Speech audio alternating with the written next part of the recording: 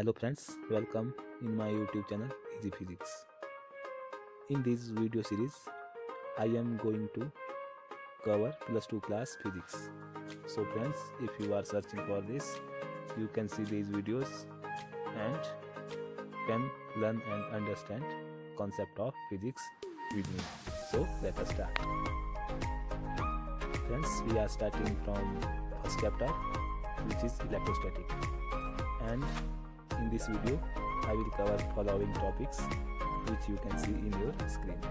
So friends, let us start from our first topic, which is frictional electricity. Frictional electricity is the electricity produced by rubbing two suitable bodies and transfer of electrons from one body to other. So friends, frictional electricity will produce when we rub two suitable bodies, so that there will be transfer of electron from one body to other. Friends, material which we are choosing for this operation should be such that one material should transfer electron to other and other should accept that transfer electron. In figure we can see glass and silk material. In this system, when silk material is rubbed on glass rod, then electron transfer from glass rod to silk material, so that glass get positive charge and silk get negative charge.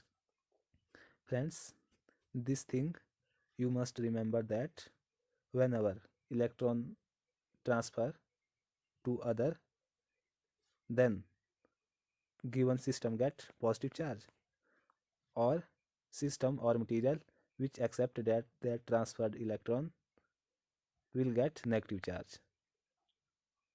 So this is basis of frictional electricity.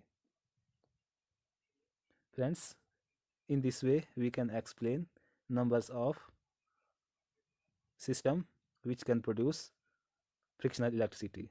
Here other example is a ebonite flannel system, in which flannel get positive charge on rubbing with the ebonite wire, which get negative charge. Friends, main mechanism for the transfer of electron is that electron in material which is most loosely to its nucleus will readily eject out of its orbit, and other material accept that electron. So material we are choosing for such operation should fulfill these requirement.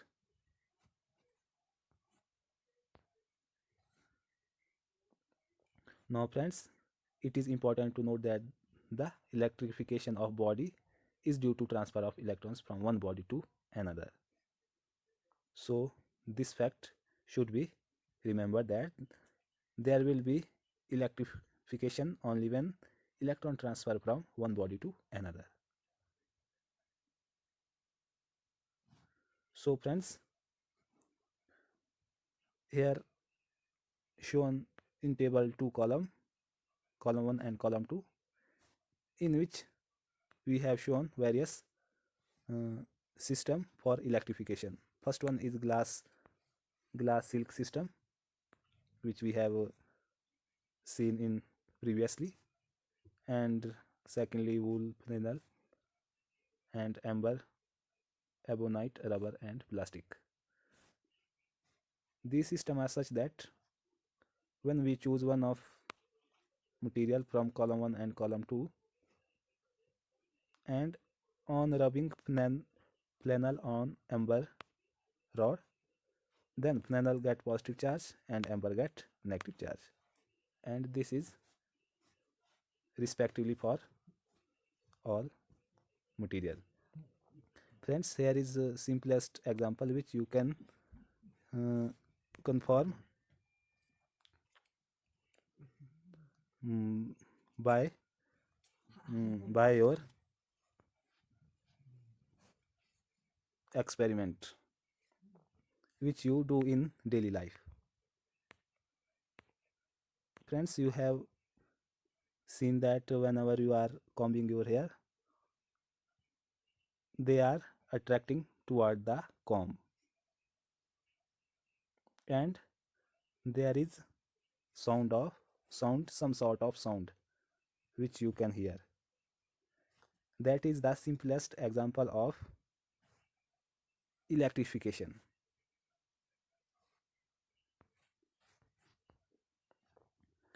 Now friends, we will study the properties of charges. As we have seen that there will be electrification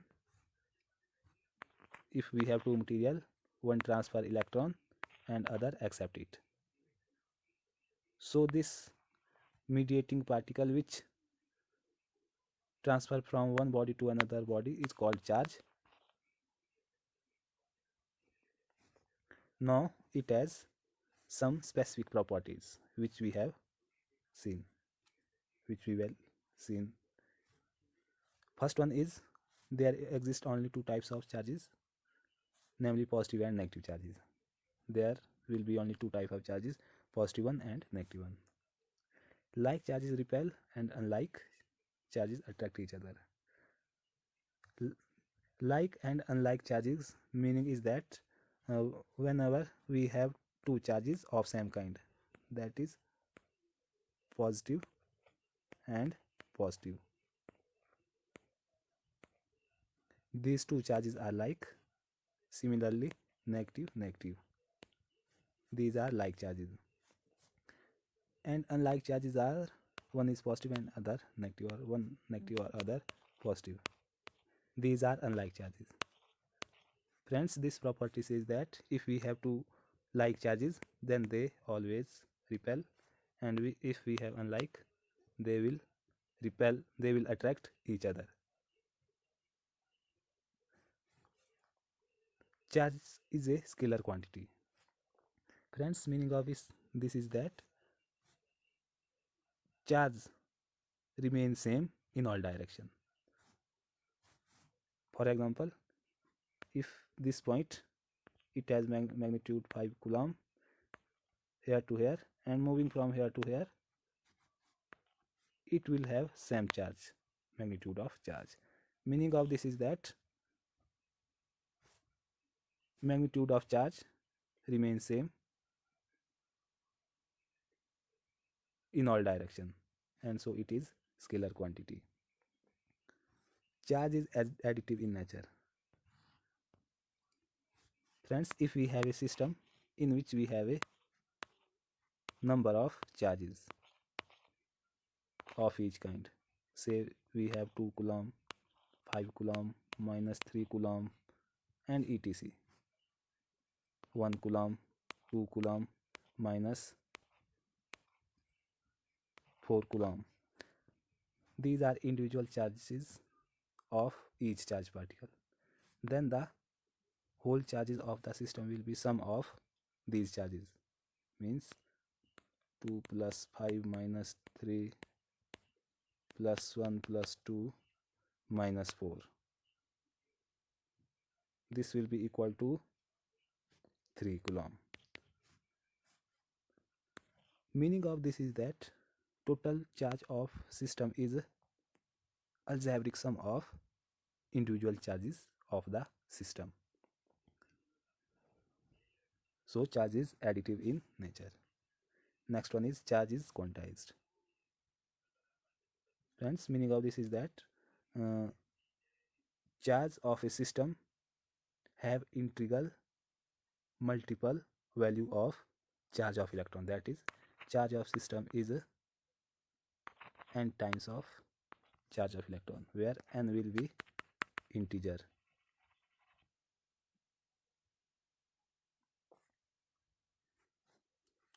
Here it will be plus minus, as we have two kind of charges.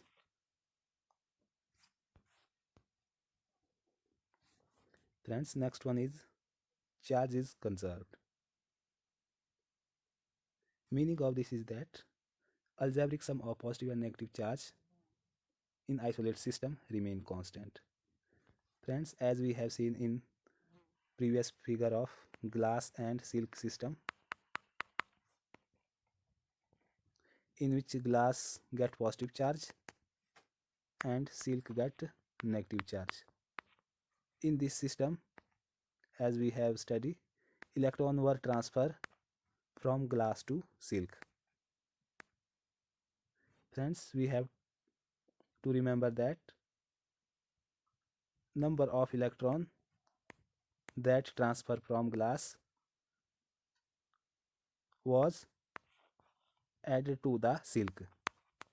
So magnitude of charge of positive and negative in glass silk system was same. That is, say if it was 5 coulomb, so magnitude was same.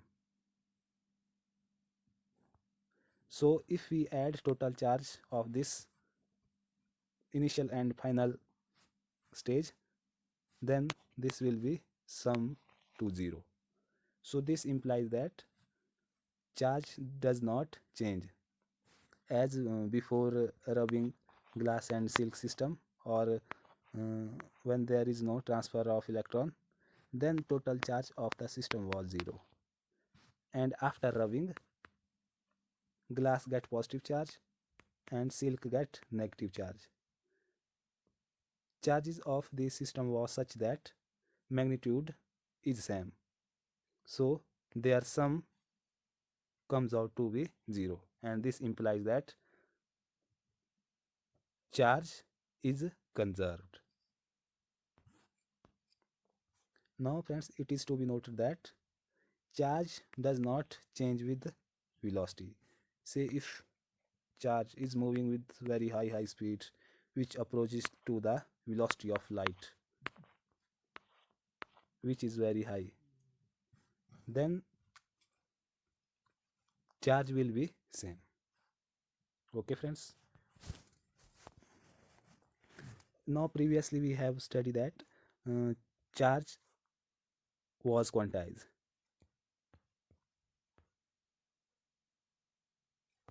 Now friends, recent study show that there exists some charge which have not integral multiple charges, which we known quarks, which have charges of 1/3 of E and 2/3 of E.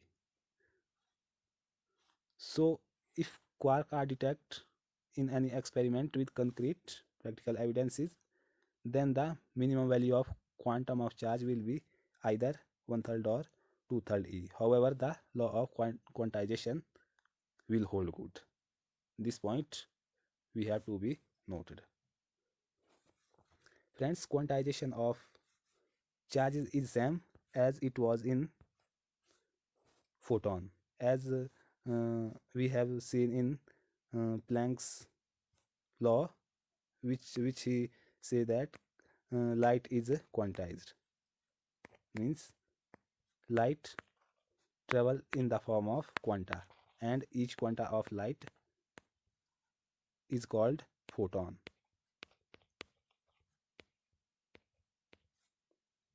Means light exists in quantum or packet. Similarly, it is valid in electrostatic that charge is quantized and exist in packet.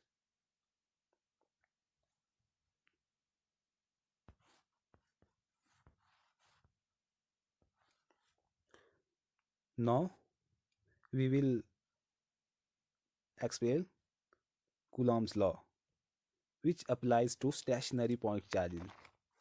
This point we have to be noted that this applies to stationary point charges, means that charges should not move and should be at stationary point. This law states that if we have two charges q1 and q2 kept at a distance r, then force of interaction, as we know that q1 and q2 may be either positive positive positive, negative negative, or positive negative.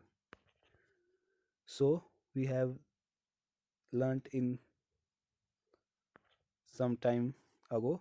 If we have like charges, they will repel. If we have a like, they will attract each other. So yet we have not known that what charge q1 and q2 have. So we will uh, generalize Coulomb law to all kind of charges of system. So this state that force of interaction, which may be either attractive or repulsive, force of interaction between two charges is directly proportional to product of charges. Means greater the magnitude of charges, greater will be force of interaction between them, and inversely proportional to square of the distance between them.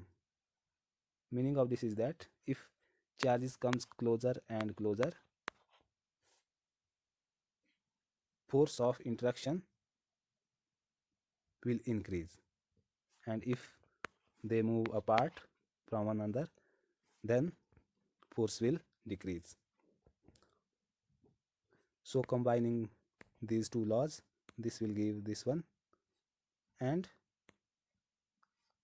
using equality sign we use constant K.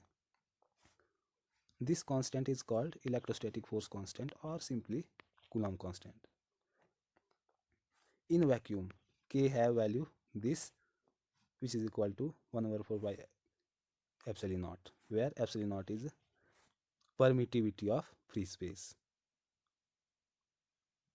Friends, permittivity of free space means that if we have a medium like this and we have something in that medium, and here if say something is coming or radiation is coming, and what kind of radiation comes here describe the how how this radiation behave with the medium inside this. So uh, permittivity of this medium will decide the radiation coming out here. So epsilon naught is permittivity of free space, which we have used in constant K.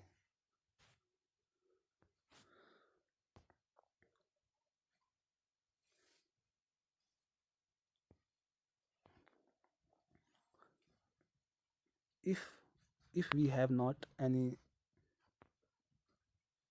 free space or we have any medium, then permittivity of that medium will be different. In that case, value of k can be written as 1 over 4 pi epsilon, where epsilon is the absolute electric permittivity of dielectric medium.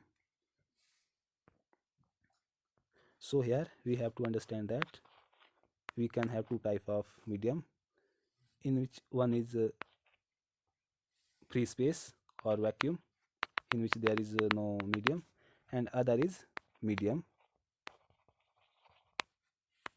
there will be some sort of material or gases inside this.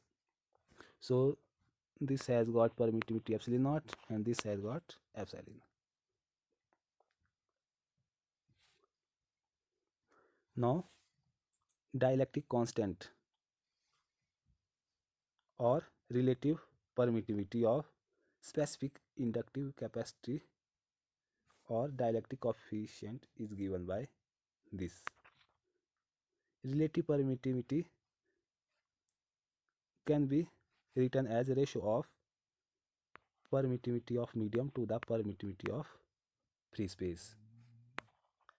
This we sometime call as dielectric constant or equivalently say it relative permittivity. This is simply the ratio of permittivity of two medium, means permittivity of medium to the permittivity of vacuum. So in vacuum we can use force of interaction 1 over 4 pi epsilon naught q1 q2 over r square. And in some medium like this, we will use F is equal to this much, where this we have taken from this one, as in medium permittivity was epsilon, and getting here epsilon, this is equal to, this goes to here and this becomes epsilon, epsilon naught. So we have these kind of forces in vacuum and medium. Here we have a specific value of epsilon naught in vacuum, which is 8.854 into 10 raised to the power minus 12 coulomb square per Newton per meter square. And this constant have this much of value, 8.9875 into 10 raised to the power 9 Newton meter square per coulomb square. Friends, here we can approximate this to, for simplicity in numerical, as 9 into 10 raised to the power 9, which is shown here. Now we will study Coulomb's law in vector form. Friends, in vacuum, for product of Q1 Q2 is equal to 0, force will be given by this. Here in figure, Q1 and Q2 are shown. Meaning of this is that both have like charges. If we have Q1 here and Q2 here, then if we Q1 Q2 are like charges, meaning of this is that product of two like charges will be greater than 0. So like charges will repel each other, that is this and this. Means on charge Q1, charge Q2 will apply force to repel this. Means we will represent this force as F12. Meaning of this will be that force on charge Q1 due to charge Q2. Similarly, F21. Now let us suppose R will be the distance between these two charges.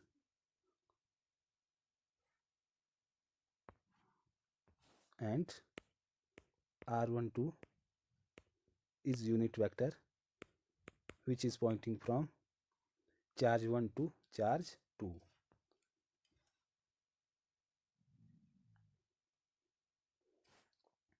Now in this case, force on charge 1 due to charge Q2 will be given by this force. This will give force on charge Q1 due to charge Q2, which is equal to 1 over 4 pi epsilon naught product of two charges divided by distance between them and unit vector. Unit vector shows that line of action of force is from charge Q2 to Q1. So here all thing is same for force F21. But here important matter to be noted that whenever we are writing F12 means force on Q1 due to Q2, that is if this is Q1, this is Q2, then on applying force on Q1 from Q2, direction of force will be this. So this we say unit vector pointing from charge Q2 to charge Q1. So for this reason in F21 we use unit vector R21, and similarly for to 1, unit vector is from charge q1 to q2, that is r12. This was for the charges of like, that is for like charges. For unlike charges, product will be less than 0. That is, if one will be positive, other will be negative, or one negative, other will be positive. And product will be less than 0.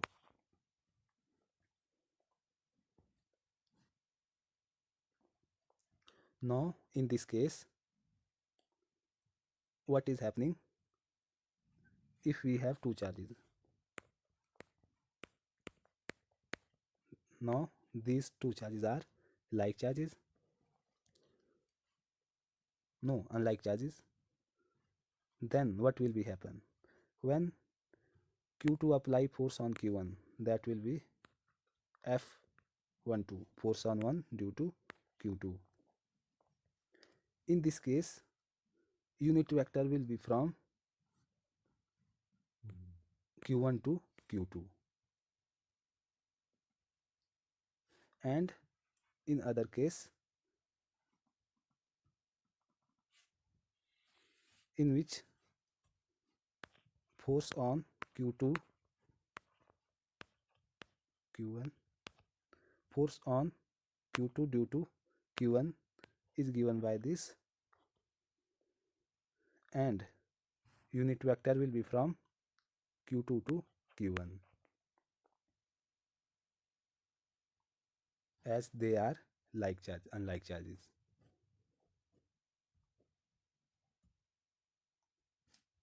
So friends, let us proceed for next.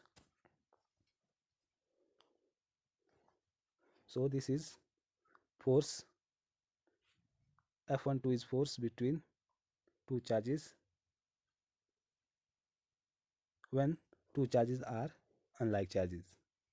Similarly, F21, in which difference between like and unlike charges is that unit vector in like charges case will be different.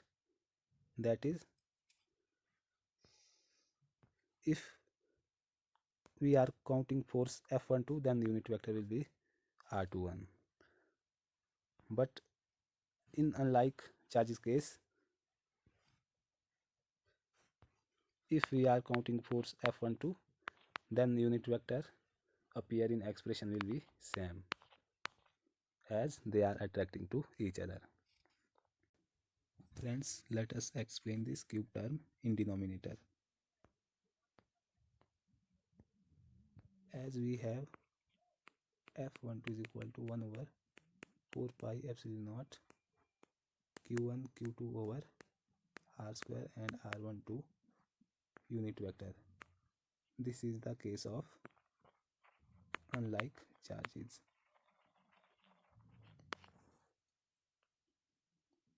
As we know that r unit vector is equal to vector r divided by its magnitude. This magnitude is simply equal to r, that is vector r divided by r. So using this value here, we have f12 1 over 4 pi epsilon naught q1 q2 over r cube and r12 vector. So friends, this cube of r is there in denominator, which comes from this term. So when we write Coulomb's law in vector form, r cube appear in the denominator of this equation.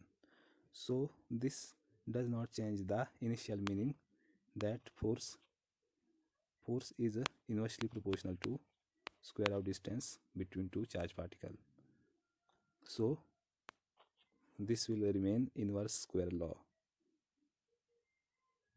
And you can check here dimensionally also, as a vector will have dimension of length, and this is r cube, this will have dimension of length cube, and this cancel out and dimension remains same as initially.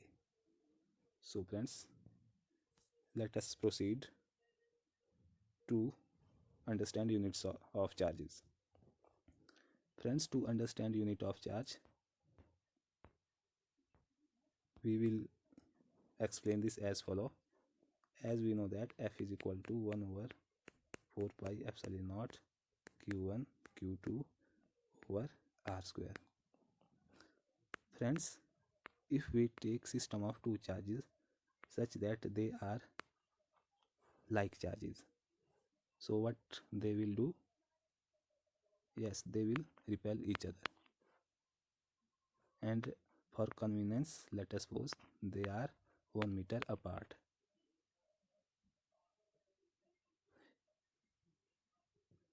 And we again consider that force between them is equal to 9 into 10 raised to the 9 Newton.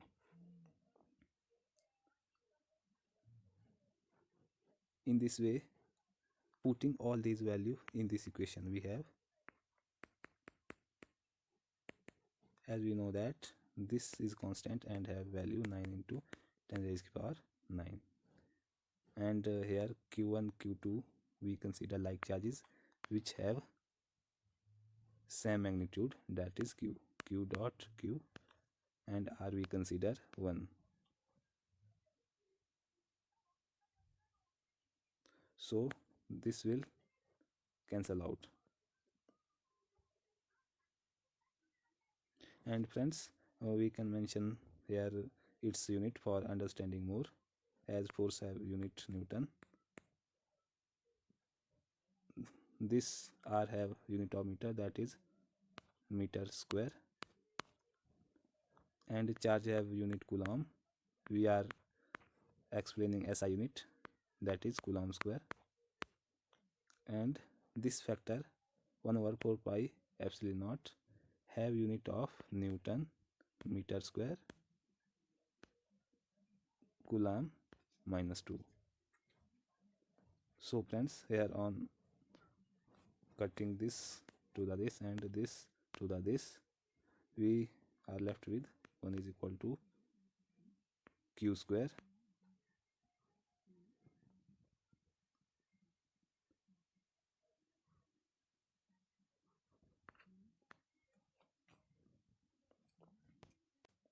that is, we can write this as q is equal to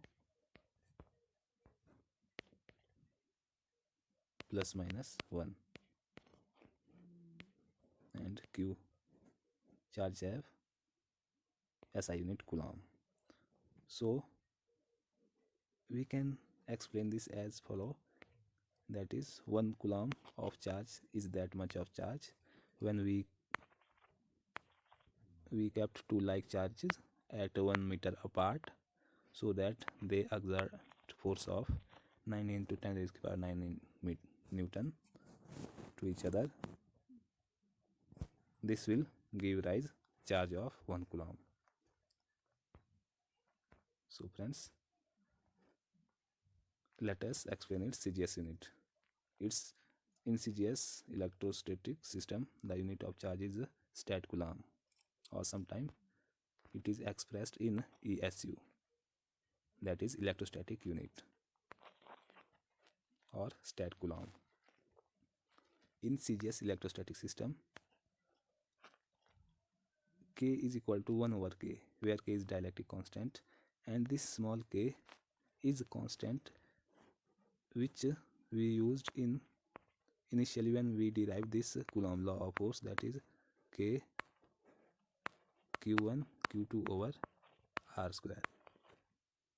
So in CGS, K have this value, that is a reciprocal of dielectric constant. For vacuum, dielectric constant is 1, as there is no medium, so dielectric constant will be 1. And using K is equal to 1 here, we have small k, that is constant of Coulomb's law, comes out to be 1. And in CGS, we have simply F is equal to Q1 Q2 over R square. So friends, you can distinguish force in SI and CGS as in which Coulomb's constant is taken to be 1 over 4 pi epsilon naught, and in CGS system it is to be taken as 1. So this main difference you should remember. Similarly, we can explain definition of 1 stat coulomb as we explain definition of 1 coulomb for SI system. That is, if we have two charges, having two charges we take as like charges and they have equal charges, magnitude of charges, say q, and as they are like charges they will repel each other. And as we are explaining CGS system, so they are kept 1 centimeter apart and they exert force of 1 Dian. You know, this is unit of force in CGS system. In this case, on solving, we get Q is equal to plus minus 1 as in the case of SI system. So you can simply explain the definition of 1 stat coulomb. Now friends, here is some important relation, that is interconversation between various charges. You can see 1 EMU of charge is equal to 3 into 10 raised to the power 10 ESU of charge. 1 EM of charge means 1 electromagnetic unit.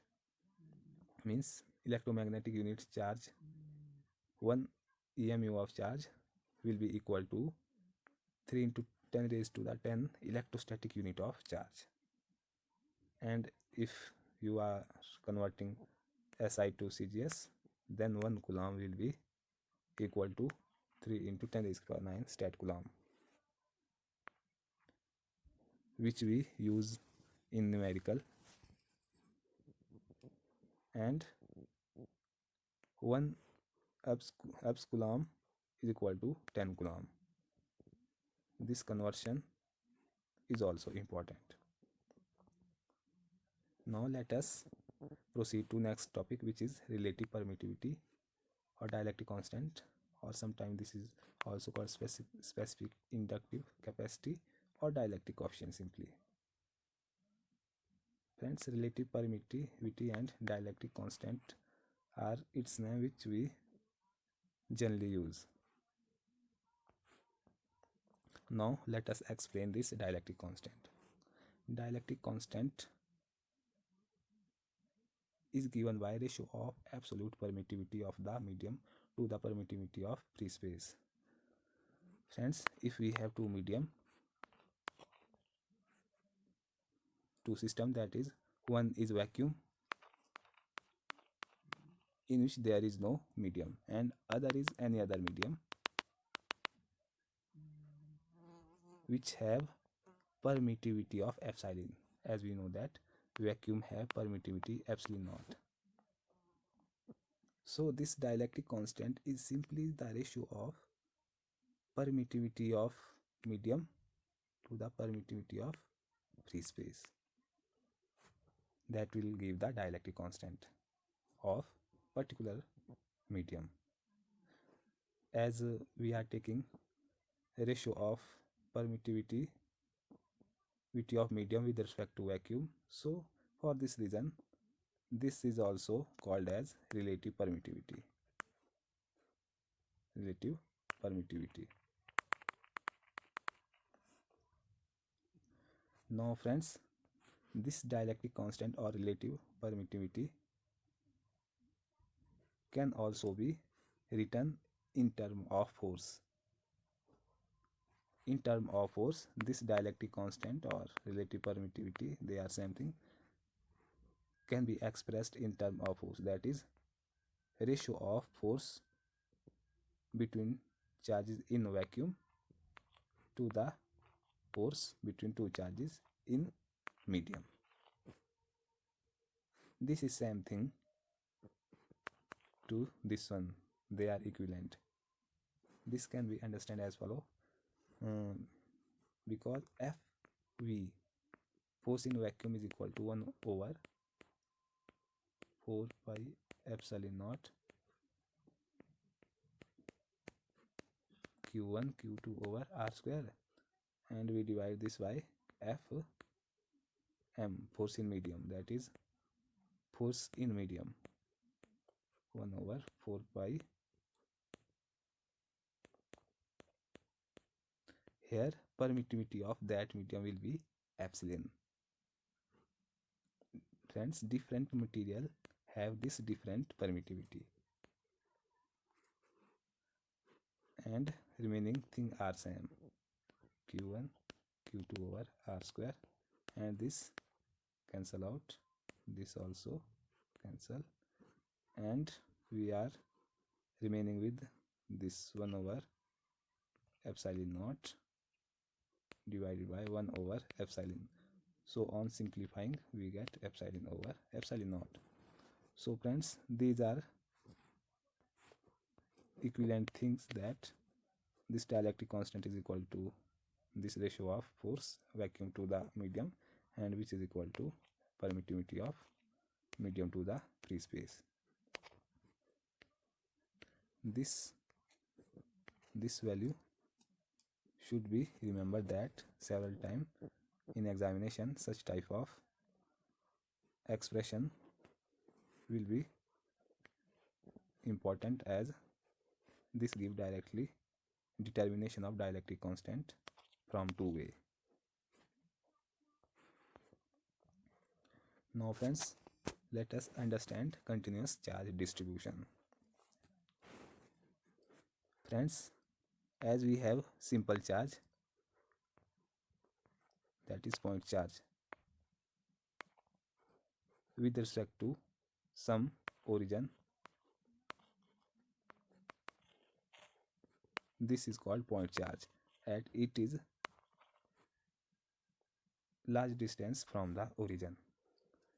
Friends, if charge is distributed over a surface area, friends, any charge which covers a space with a dimension much less than its distance away from an observation point can be considered as a point charge. Friends, if we are observing this charge from here, which is observation point, and if its dimension is very small with respect to this observation point, then it is considered as point charge.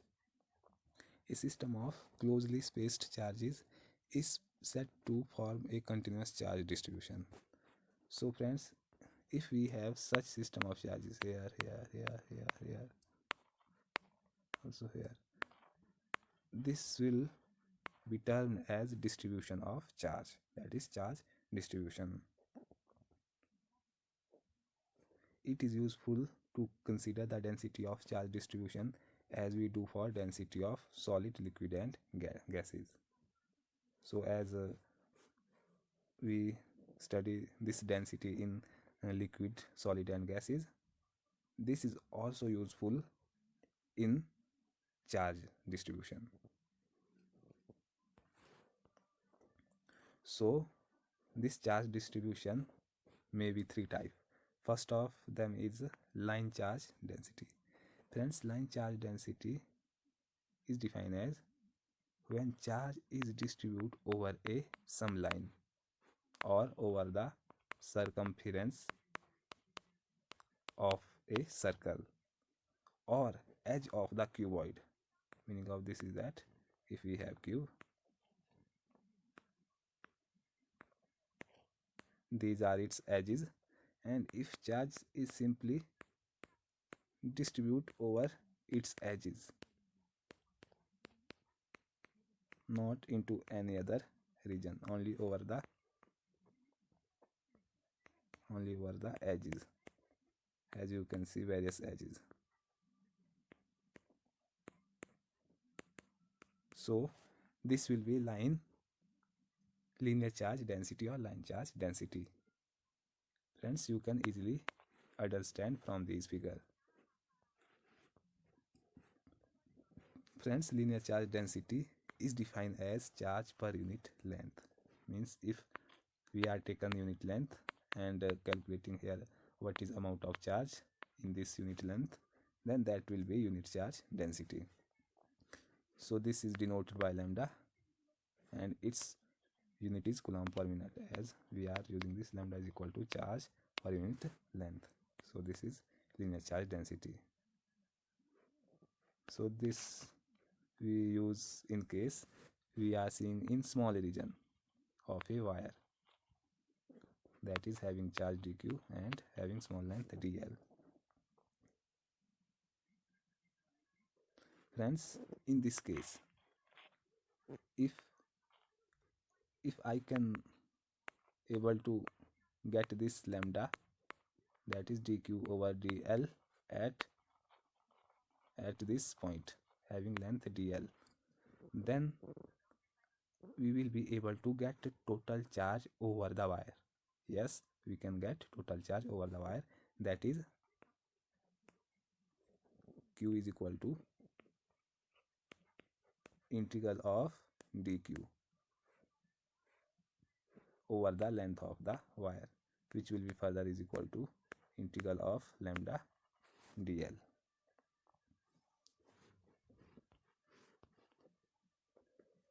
As you can see here, we consider elementary length having length dl and charge dq, and integrating this we will get total charge over the line which is distributed. Now proceeding to second one, which is surface charge density. Friends, surface charge density is simply a ratio of charge per unit surface area.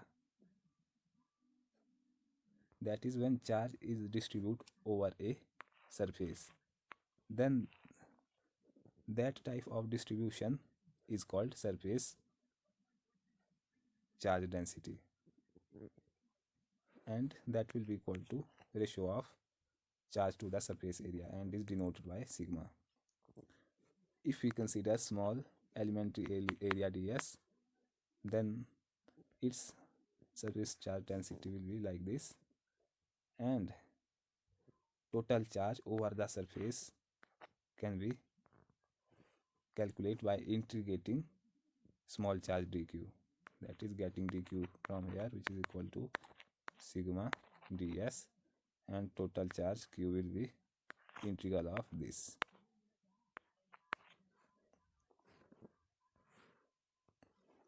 Now friends, last one is volume charge density. If charge is distributed over a volume, then the distribution is called volume charge distribution. As you can see this in figure, in this case positive charge is distributed inside this whole volume, so this is called volume charge distribution, as charges are distributed inside the volume of a cuboid, and this calculates simply as ratio of charge per unit volume. Or if we consider small volume d tau having small charge dq and getting volume charge density for the small region, we will able to get total charge over the q by integrating the small charge dq, that is rho d tau.